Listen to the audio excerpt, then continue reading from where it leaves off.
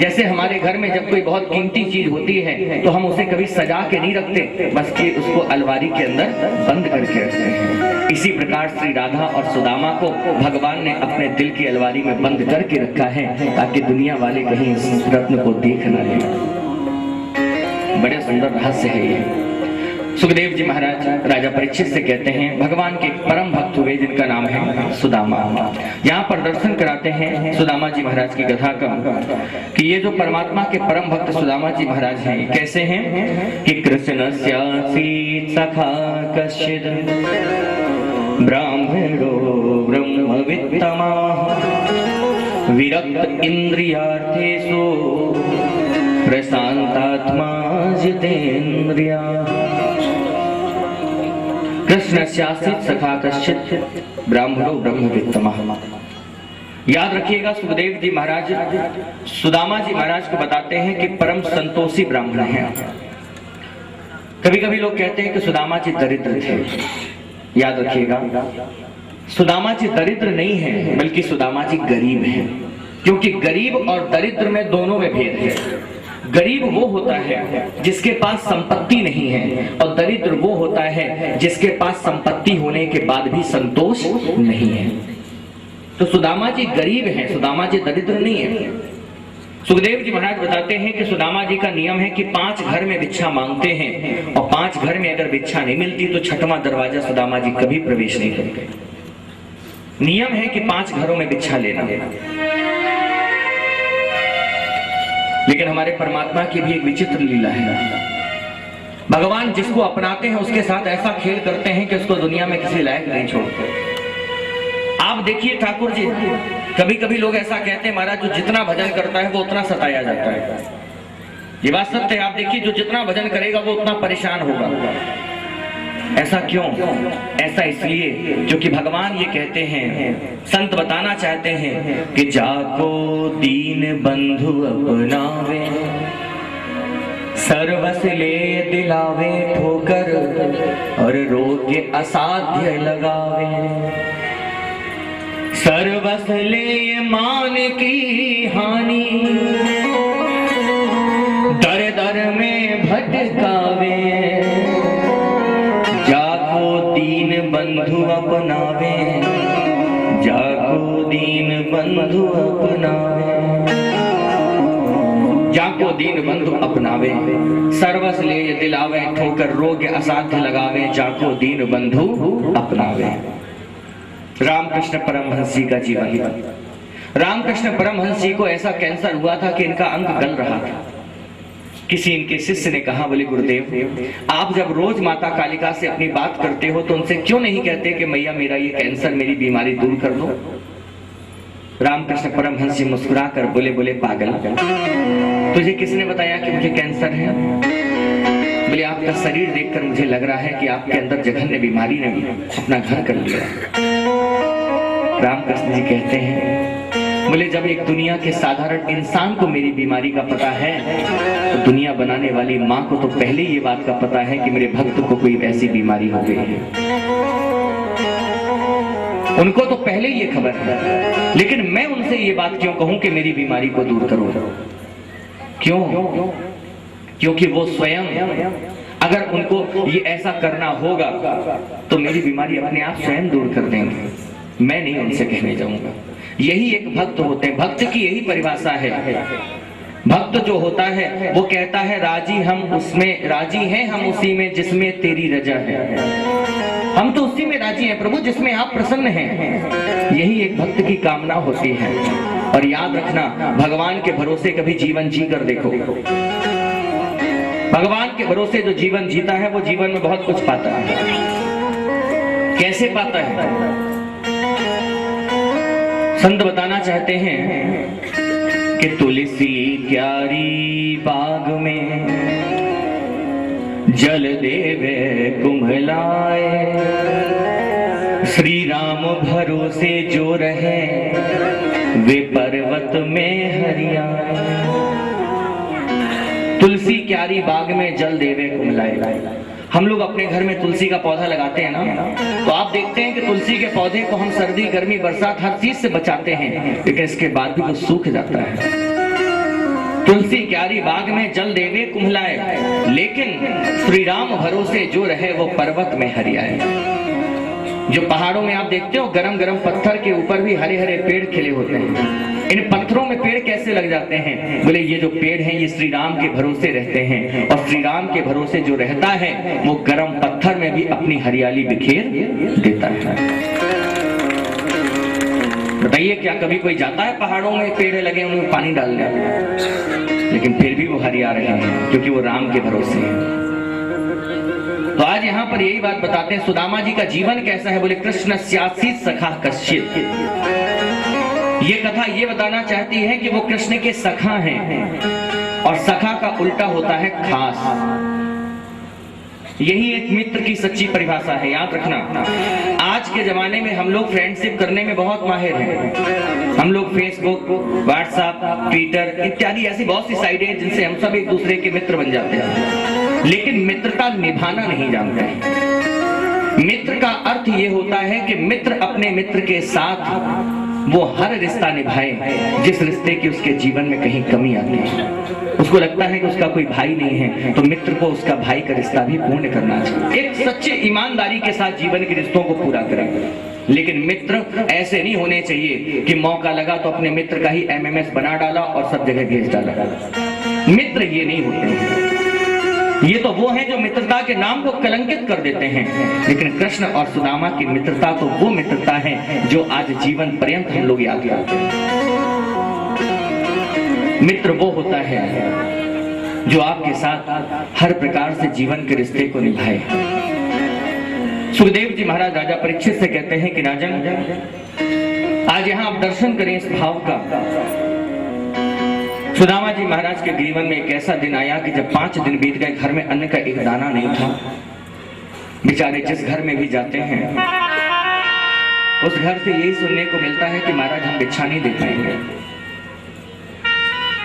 घर में 5 दिन बीत गए, अन्न का एक दाना नहीं आया। सुदामा जी के छोटे छोटे बच्चे हैं।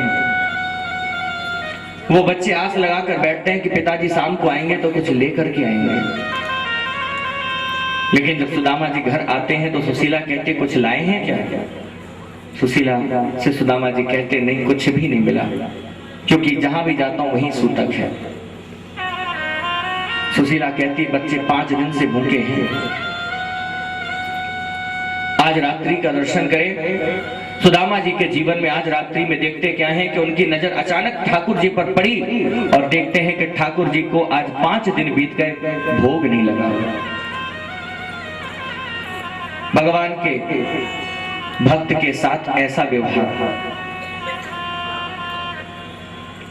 आज सुदामा जी मन में विचार करते हैं कि मैं भूखा हूं कोई बात नहीं, मेरे बच्चे भूखे हैं कोई बात नहीं, लेकिन मेरा ठाकुर भी 5 दिन से भूखा है। रात्रि में उठे, घर के सारे बर्तन तलाशे और सारे बर्तनों को देखते हैं तो एक चावल का दाना मिला। उसमें से आधे चावल के दाने का भोग लगाते हैं और आधा चावल का दाना कल के भोग के लिए रख देते हैं। कल के लिए रख दिया कि नहीं, आधा चावल का दाना जो है इसका मैं कल भोग लगाऊंगा। मानो ये दृश्य सुशीला ने देखा, और जब सुशीला ने ये दृश्य देखा तो सुशीला उठकर कहती क्या है प्रभु, अरे 5 दिन से मेरे बच्चे भूख से तड़प रहे हैं, मैं उनको जल पिला के उनकी भूख मिटा रही हूं, और आप ये पत्थर की मूर्ति के लिए इतना तड़प रहे हैं कि उसके लिए घर के सारे बर्तन तलाश दिए। अरे अगर कहीं ऐसी तड़प बच्चों की भूख मिटाने के लिए होती ना तो निश्चित कहीं ना कहीं से अन्न लेकर आते। मानो सुदामा जी महाराज कहते हैं सुशीला तो क्या समझती है, मुझे बच्चों की चिंता नहीं है? हमें बच्चों की चिंता है, लेकिन उससे पहले मुझे इसकी भी चिंता है, क्योंकि ये भी जिस प्रकार एक भक्त को भगवान की जरूरत होती है, उसी प्रकार एक भगवान को भी भक्त की जरूरत होती है। आज सुदामा जी महाराज कहते हैं कि याद आएगी उनको कभी ना कभी, कृष्ण दर्शन तो देंगे कभी ना कभी। याद आएगी उनको कभी ना कभी, कृष्ण दर्शन तो देंगे कभी ना कभी। मन में सच्चा विश्वास जगाते चलो, कृष्ण गोविंद गोपाल गाते चलो। विश्वास तो रखो। ये जो सुशीला है ये कोई साधारण परिवार की नहीं है, ये भी आप दर्शन करें। गर्ग संगीता में इनका बड़ा सुंदर वर्णन आता है। ये गर्गाचार्य जी की पुत्री है सुशीला। जिस वक्त इनका विवाह संपन्न हुआ और जब विवाह के उपरांत वर पक्ष से जब वस्त्र के लिए कहा कि कोई ऐसा वस्त्र दिया जाए जिसको पहनकर बेटी मंडप पर जाए, तो सुदामा जी महाराज ने एक ऐसा वस्त्र दिया जिस वस्त्र में एक बहुत बड़ा छिद्र था। साड़ी दी जो फटी थी, ये साड़ी जैसे तैसे तह करके पहुंचा दी। सुशीला ने जब साड़ी को पहना, देखा कि इसमें तो बहुत बड़ा छिद्र है, तुरंत उसको ढक लिया। जाकर मंडप पर बैठी, विवाह संपन्न हुआ और विवाह के बाद जब विदा हुई तो गर्गाचार्य जी महाराज ने सुशीला मैया से कहा था हाथ जोड़कर कि बेटी मुझे क्षमा करना कि मैंने तेरे लिए ज्ञानी एक भक्त पति तो ढूंढ दिया, एक ज्ञानी पति तो ढूंढ दिया, लेकिन मेरे तेरे लिए एक संपत्ति वाला पति नहीं खोज पाया। जैसा जीवन आज सुशीला मैया जी रही हैं यहाँ, ऐसा ही जीवन चित्रकूट में हमारी माता जानकी ने भी वनवास काल का समय बिताया है। अरे सुशीला के घर में तो इतना था कि जब सुबह सजती थी तो कम से कम अपनी मांग में एक चुटकी सिंदूर भर लेती थी, लेकिन जब मेरी माता जानकी वनवास बिता रही थी ना, तो उनके पास तो इतना भी नहीं था कि अपनी मांग में एक चुटकी सिंदूर कहीं से सजा सके। एक दिन की बात है कि माता जानकी सोचती हैं कि आज मेरे पास नहीं है, मैं मांग में क्या भरूं। कामतगिरी की तलहटी पर प्रभु स्नान करके आए और आए हैं तो माता जानकी ने अपना साड़ी का पल्लू बिछा दिया। साड़ी का पल्लू बिछा दिया। प्रभु ने कहा क्या कर रही हो जानकी? बोले प्रभु देखिए तो। और प्रभु को उस पल्लू पर खड़ा किया, कहा एक हाथ मेरे सिर में रखिए। भगवान ने सिर में हाथ रखा, जैसे ही पैर उठाया तो जानकी मैया ने अपने छोर से प्रभु के चरणों की रज को झरा लिया, फिर दूसरे चरणों की रज को गिराया और जब रज गिर गई पूरी रज को इकट्ठा किया और अपने मस्तक पर उस रज को सजा लिया। प्रभु श्री राम ने कहा जानकी कितने महलों के रहने वाली तुम, मेरे साथ कहां तुम कैसा जीवन जी रही हो। आज मेरे साथ तुम्हें ये दिन भी देखना पड़ गया कि तुम्हें मांग में भरने का सिंदूर नहीं मिला। जानकी मैया कहती है महाराज कौन कहता है कि मुझे मांग भरने के लिए सिंदूर की आवश्यकता है। अरे सिंदूर से बढ़कर भी आपके चरणों की रज है, जिसके मस्तक पर आपके चरणों की रज सज जाए उसको दुनिया के सिंदूर की फिर कोई आवश्यकता नहीं पड़ती। मुझसे ज्यादा सौभाग्यशाली दुनिया में कोई स्त्री नहीं है। दुनिया की स्त्री तो केवल सिंदूर सजाती है, लेकिन मैं इतनी सौभाग्यशाली हूं कि अपने पति के चरणों की रज अपने मस्तक पे सजा रही हूं। तो जैसा जीवन माता जानकी ने जिया है ऐसा ही जीवन माता सुशीला ने भी जिया है। सुखदेव जी महाराज सुदामा जी को तो यहाँ बड़ा सुंदर भाव लिख रहे हैं कि वो बड़े योगी यति, लेकिन उनकी सुशीला जी के बारे में लिखा है तस्य भार्या कुचैलस्य। बोले जो उनकी पत्नी है तस्य भार्या कुचैलस्य। कुचैलस्य माने जो हम आप लोग अपनी बुंदेलखंडी भाषा में बोलते हैं कि मैले कुचैले कपड़े। कुचैलस्य इसका मतलब है कि सुशीला के पास एक ही वस्त्र था, उस एक ही वस्त्र को मैले कुचैले वस्त्र को जैसे तैसे धारण करके अपना समय बिता रहा था। लेकिन आज भगवान से ये दृश्य नहीं देखा गया। भगवान ने कहा वाह रे वाह सुदामा, दुनिया में बड़े बड़े भक्त देखे लेकिन तेरे जैसा नहीं देखा कि तू कहना नहीं चाहता है। पर आज भगवान भी सुदामा जी के द्वार पे प्रकट हो गए। सुदामा जी महाराज भिक्षा मांगने गए थे और जब सुदामा जी महाराज भिक्षा मांगने के लिए गए थे भगवान एक संत का भेष बनाकर आए और दरवाजे में आकर कहते हैं भिक्षाम देहि। उस समय घर में सुशीला मैया अकेली थी। जब सुशीला मैया अकेली थी तो सुशीला मैया ने दरवाजे में जैसी आवाज सुनी कि कोई भिक्षाम देहि, कोई संत आया है। सुशीला दरवाजे की ओट पे खड़ी हो गई और कहती है महाराज क्षमा करना, हम भिक्षा नहीं दे पाएंगे। भगवान संत के वेश में पूछ रहे हैं क्यों नहीं दे पाओगी? तो सुशीला कहती महाराज हमारे घर में सूतक चल रहा है, इसलिए महाराज मैं नहीं दे पाऊंगी। भगवान ने कहा अच्छा तो कितने दिन का सूतक है? 1 महीने बाद आ जाए? कहा नहीं 1 महीने बाद नहीं तो 13 दिन बाद आ जाए? अरे नहीं महाराज, 1 हफ्ते बाद आ जाएंगे। अरे बोले कैसी बात कर रहे हो महाराज, हमारे घर में कुछ भी नहीं है, हमारे घर सूतक चल रहा है। भगवान भी संत के वेश में खड़े और कहते हैं आखिर कैसा सूतक है तेरा भाई, ज्यादा से ज्यादा 7 दिन 13 दिन 1 महीना, कैसा सूतक है कि तेरा सूतक। सुशीला आंखों में आंसू भर के कहती है संत मुझे क्षमा करना, मेरे जीवन का ऐसा सूतक है जो कभी नहीं मिटेगा। क्यों? क्योंकि मेरे जीवन में गरीबी रूपी सूतक लगा है जो कभी भी मिटने वाला नहीं है। उसी समय भगवान कहते हैं बोले सुशीला तेरे जीवन का ये सूतक तो एक पल में मिट जाएगा, लेकिन तेरा पति ये सूतक मिटाना नहीं चाहता है। तेरा पति ये सूतक मिटाना चाहता नहीं है, नहीं तो ये तो कब कब मिट जाएगा। कैसे महाराज? ठाकुर जी कहते हैं एक बार अगर तेरा पति द्वारकाधीश के पास चला जाए सारी विपत्ति मिट जाएगी। बड़े प्रसन्न सुशीला बड़ी प्रसन्न द्वारकाधीश के पास। और यहाँ अब आप कथा का दर्शन करिए। आज जब भगवान जा रहे हैं तो भगवान खाली हाथ नहीं जा रहे। भगवान ने कहा तो ठीक है तेरे पास कुछ नहीं है तो कम से कम अपने आंगन की थोड़ी सी मिट्टी ही उठा के मुझे दे दे, मैं वो लेने को तैयार हूं। भक्तगण थोड़ा ध्यान दें कि आखिर ये आंगन की मिट्टी आज यहाँ पर क्यों ली है। भगवान ने सुशीला के हाथ से सुदामा जी के इस आंगन की मिट्टी इसलिए ली है क्योंकि वो सोच रहे हैं कि आज इसके पास कुछ नहीं है लेकिन कल इसके पास बहुत कुछ होगा।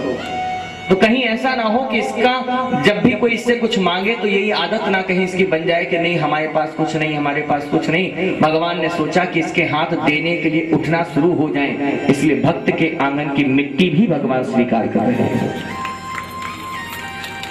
भगवान ने सोचा कि ताकि मेरे भक्त का हाथ देने के लिए उठे, इसलिए उस आंगन की मिट्टी भी भगवान ले रहे हैं।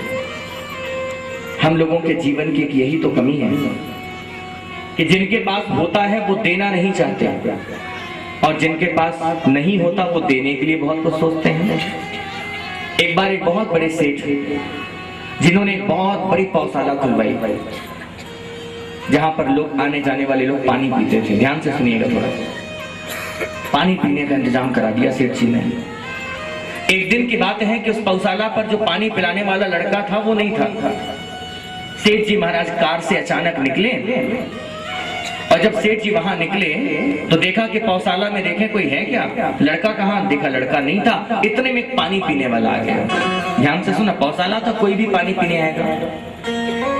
जब पानी पीने के लिए आया वो व्यक्ति तो जैसे ही वो हाथ लगाकर खड़ा हुआ तो सेठ जी गाड़ी से कहते हैं भैया अभी वो आदमी नहीं है, अभी वो आदमी नहीं है, वहां पे पानी पिलाने वाला नहीं है, बाद में आना। थोड़ी देर बाद एक दूसरा कोई आया, वो फिर पानी की ओर गया। सेठ जी ने गाड़ी से आवाज लगाई भैया वो आदमी नहीं है अभी वहां पे, अभी जाओ बाद में आके पीना।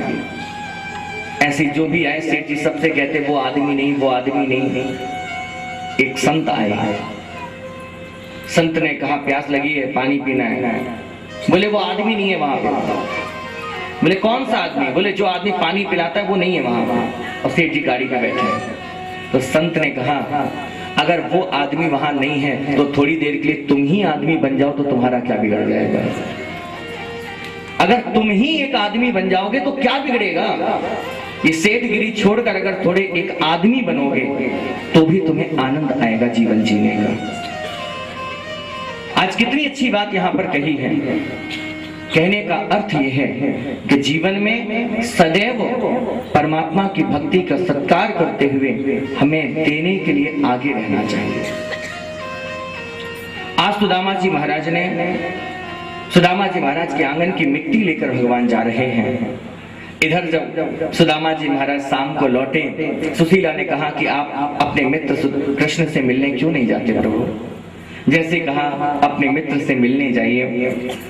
सुदामा जी महाराज कहते हैं मित्र के द्वार पे, गुरु के द्वार पे, भगवान के सत्संग में जाओ तो कभी खाली हाथ नहीं जाओ। हमारे पास तो कुछ देने को भी नहीं है, क्या ले जाए हम? जैसे कहा तो सुशीला कहते मैं इंतजाम करती हूँ।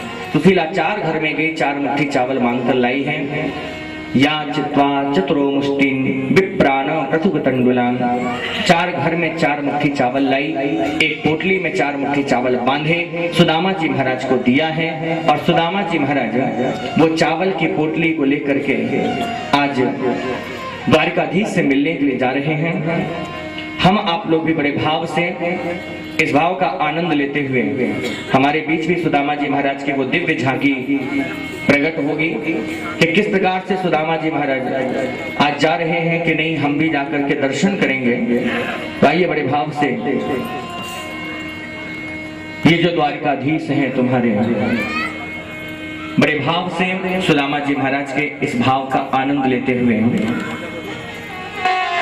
कि कितनी अच्छी बात है। आज सुदामा जी महाराज सोच रहे हैं मन में, ध्यान देना, 4 मुट्ठी चावल जो रखे हैं ना, चाहती सुशीला तो एक घर से भी 4 मुट्ठी चावल मांग सकती थी, लेकिन सुशीला ने एक घर से 4 मुट्ठी नहीं मांगे, 4 घरों से अलग अलग मांगे हैं, ताकि अगर मेरे पति जाकर के कुछ ना बताएं तो कम से कम अगर वो पोटली खोले तो 4 तरह के चावल देके वो ये तो समझ जाएंगे कि घर में ऐसी स्थिति है कि बेचारा एक तरह के चावल भी नहीं ला सका। सुदामा जी महाराज वो चावल की पोटली लेते हैं और सुदामा जी महाराज चावल की पोटली लेकर के जब चले तो मन में कितने सुंदर भाव उठ रहे हैं। आइए हम आपसे बड़े भाव के साथ में सुंदर भाव से बिहारी जी के चरणों पर वंदन करेंगे कि तूने दीवाना बनाया तो मैं दीवाना बना। कितना सुंदर भाव है, बिहारी जी के चरणों पर झूमते हुए आ रहे हैं। तो तूने दीवाना बनाया तो मैं दीवाना बना, हो तूने दीवाना बनाया तो मैं दीवाना, हो तूने दीवाना बनाया तो मैं दीवाना, अरे तूने दीवाना बनाया तो मैं दीवाना, हो तूने दीवाना बनाया तो मैं दीवाना बना, हो तूने दीवाना बनाया तो मैं दीवाना। अब मुझे होश की दुनिया में तमाशा न बना, अब मुझे होश की दुनिया में तमाशा न बना, अब मुझे होश की दुनिया में तमाशा न बना, अब मुझे होश की दुनिया में तमाशा न बना, हो तूने दीवाना बनाया तो मैं दीवाना बना, हो तूने दीवाना बनाया तो मैं दीवाना, हो तूने दीवाना बनाया तो मैं दीवाना बना, हो तूने दीवाना बनाया तो मैं दीवाना। प्रेम से मस्ती के साथ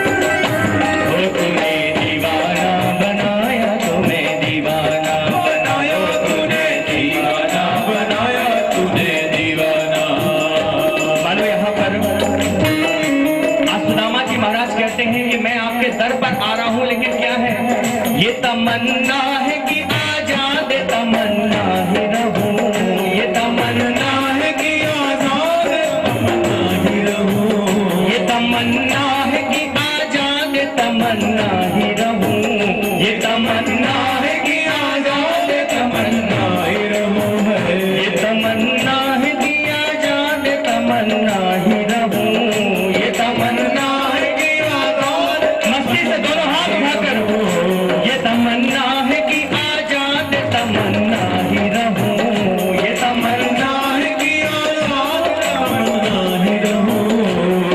और यहाँ पर भक्त कह रहे हैं सुदामा जी महाराज कि ये तमन्ना है कि मैं आजाद तमन्ना ही रहूं, ये तमन्ना है कि आजाद तमन्ना ही रहूं, ये तमन्ना है कि आजाद तमन्ना ही रहूं।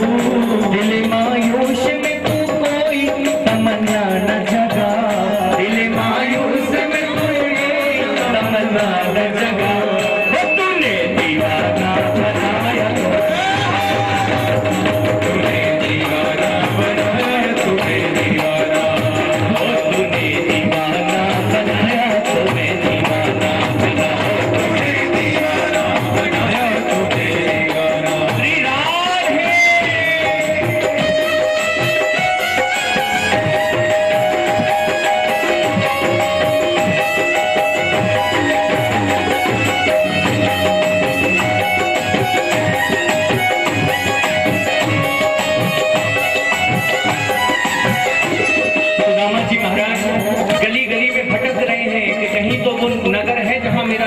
द्वाराधीश रहता है। सुदामा जी महाराज कहते हैं कि तेरी सूरत से दुनिया में नहीं मिलती किसी की सूरत। सुदामा जी बचपन में मिले थे, अब खोज रहे हैं कि तेरी सूरत